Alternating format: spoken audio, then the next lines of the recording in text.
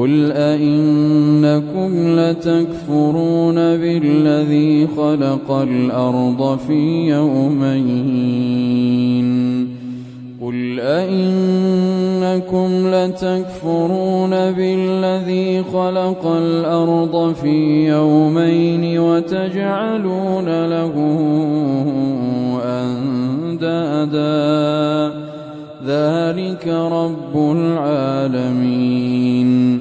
কোৱা তোমালোকে তেওঁৰ লগত কুফৰি কৰা নেকি যিজনে দুদিনত পৃথিৱী সৃষ্টি কৰিছে আৰু তোমালোকে তেওঁৰ সমকক্ষ স্থিৰ কৰা নাই তেওঁ হৈছে বিশ্বজগতৰ প্ৰতিপালক وجعل فيها رواسي من فوقها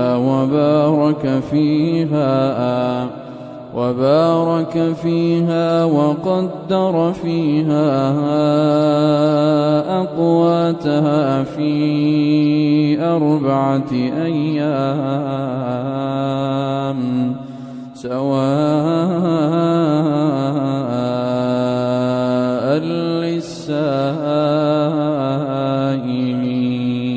للسائلين আৰু তেওঁ এই ভূপৃষ্ঠত দৃঢ় পৰ্বতমালা স্থাপন কৰিছে আৰু তাত বৰকত দিছে আৰু 4 দিনৰ মাজত ইয়াত খাদ্যবস্তুৰ ব্যৱস্থা কৰিছে সমানভাৱে সকলো অনুসন্ধানকাৰীৰ বাবে ثم استوى إلى السماء وهي دخان فقال لها وللأرض ائتيا طوعا أو كرها قالتا أتينا طائعين তাৰ পিছত তেওঁ আকাশৰ ফালে মনোনিৱেশ কৰিলে যিটো আগতে আছিল ধূম্ৰপুঞ্জ বিশেষ তাৰ পিছত তেওঁ আকাশক আৰু পৃথিৱীক ক'লে তোমালোক উভয়ে আহা ইচ্ছাতে হওক বা অনিচ্ছাতে হওক সিহঁত উভয়ে ক'লে আমি অনুগত হৈ আহিলো فقضاهن 7 سماوات في يومين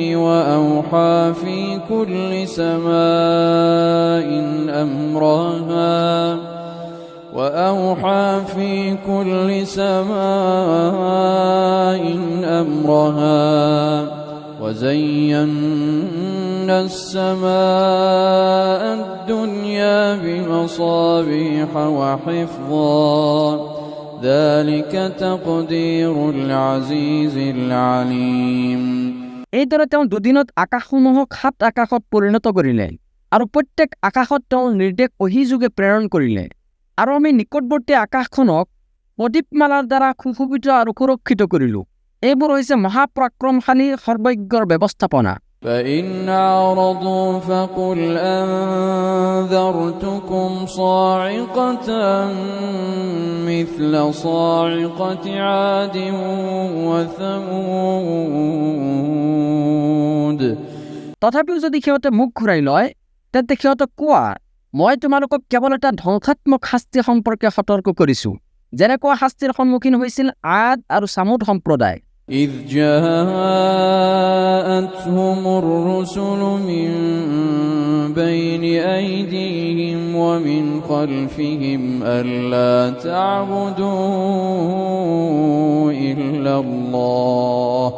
قالوا لو شاء ربنا لأنزل ملائكة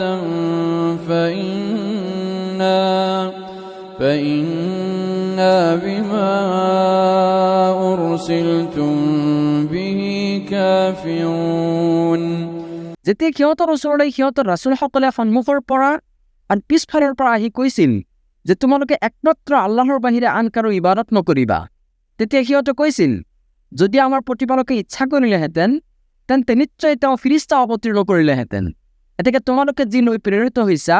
তাক আমি অস্বীকাৰ কৰোঁ فأما عاد فاستكبروا في الأرض بغير الحق وقالوا من أشد منا قوة আনহাতে আদ সম্প্ৰদায়ৰ বিষয়টো হৈছে এনেকুৱা যে সিহঁতে পৃথিৱীত অযথা অহংকাৰ কৰিছিল আৰু কৈছিল আমাতকৈ অধিক শক্তিশালী আৰু কোন আছে أولم يروا أن الله الذي خلقهم هو أشد منه قوة وكانوا بآياتنا يجحدون এটা কি সিহঁতে লক্ষ্য কৰা নাইনে যে নিশ্চয় আল্লাহ যিজনে সিহঁতক সৃষ্টি কৰিছে তেওঁ সিহঁততকৈ শক্তিশালী আৰু সিহঁতে আমাৰ নিদৰ্শনাৱলীক অস্বীকাৰ কৰিছিল فأرسلنا عليهم ريحا صرصرا في أيام نحسات فأرسلنا عليهم ريحا صرصرا في أيام نحسات لنذيقهم عذاب الخزي في الحياة الدنيا ولعذاب الآخرة يخزى وهم لا ينصرون তাৰ পিছত আমি সিহঁতৰ ওপৰত অশুভ দিনবোৰত ধুমুহা প্ৰেৰণ কৰিলোঁ যাতে আমি সিহঁতক পাৰ্থিক জীৱনতে লাঞ্ছনাদায়ক শাস্তিৰ সোৱাদ ভোগ কৰাব পাৰোঁ আৰু আখিৰাতৰ শাস্তি ইয়াতকৈ অধিক লাঞ্ছনাদায়ক আৰু সিহঁতক সহায় কৰা নহ'ব وأما ثمود فهديناهم فاستحبوا العمى على الهدى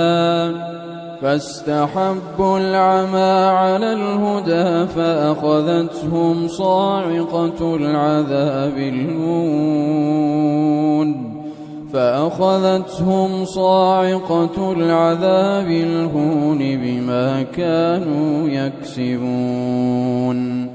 আৰু সামুদ সম্প্ৰদায়ৰ বিষয়টো আছিল এনেকুৱা যে আমি সিহঁতক পথ নিৰ্দেশ দিছিলোঁ কিন্তু সিহঁতে সৎপথৰ পৰিৱৰ্তে অন্ধ পথত চলাটোহে পছন্দ কৰিছিল ফলত সিহঁতৰ কৃতকৰ্মৰ পৰিণাম হিচাপে লাঞ্ছনাদায়ক শাস্তিৰ বজ্ৰঘাতে সিহঁতক কৰায়ত্ব কৰিছিল وَنَجَّيْنَا الَّذِينَ آمَنُوا وَكَانُوا يَتَّقُونَ আৰু যিসকলে ঈমান আনিছিল আৰু তাকৱা অৱলম্বন কৰিছিল আমি তেওঁলোকক ৰক্ষা কৰিছিলোঁ وَيَوْمَ يُحْشَرُ أَعْدَاءُ اللَّهِ إِلَى النَّارِ فَهُمْ يُوزَعُونَ আৰু স্মৰণ কৰা যিদিনা আল্লাহৰ শত্ৰুবিলাকক অগ্নিৰ ফালে সমবেত কৰা হ'ব সেইদিনা সিহঁতক বিনষ্ট কৰা হ'ব বিভিন্ন দলত حتى إذا ما جاءوها شهد عليهم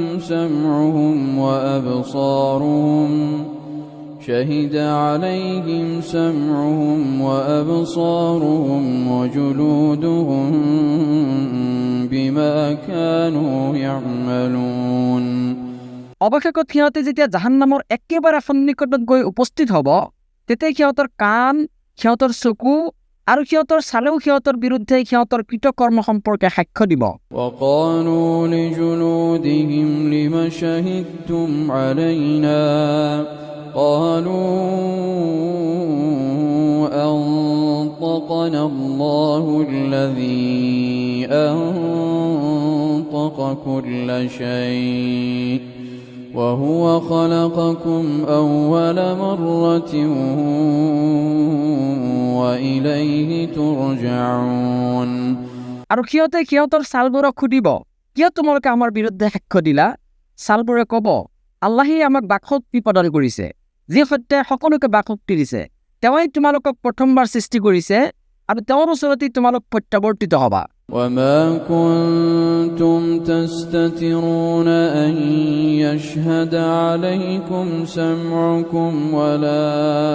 أبصاركم ولا جلودكم ولكن ظننتم أن الله لا يعلم كثيرا مما تعملون তোমালোকৰ কাণ চকু আৰু ছাল আদিয়ে তোমালোকৰ বিৰুদ্ধে সাক্ষী নিদিব বুলি তোমালোকে এইবোৰৰ পৰা একোৱে গোপন কৰা নাছিলা আনকি তোমালোকে ভাবিছিলা যে তোমালোকে যি কৰা তাৰ সৰহভাগী আল্লাহে নাজানে وذلكم ظنكم الذي ظننتم بربكم أرداكم فأصبحتم من الخاسرين তোমালোকৰ প্ৰতিপালক সম্পৰ্কে তোমালোকৰ এই ধাৰণাই তোমালোকক ধ্বংস কৰিছে ফলত তোমালোক হৈছে ক্ষতিগ্ৰস্তবিলাকৰ অন্তৰ্ভুক্ত فإن يصبروا فالنار مثوى لهم وإن يستعتبوا فما هم من المعتبين এতিয়া যদি সিহঁতে ধৈৰ্য ধাৰণ কৰে তথাপিও জাহান্নামেই হ'ব সিহঁতৰ আবাস আৰু যদি সিহঁতে সন্তুষ্টি বিধান কৰিব বিচাৰে তথাপিও সিহঁতে সন্তুষ্টিপ্ৰাপ্তসকলৰ অন্তৰ্ভুক্ত নহ'ব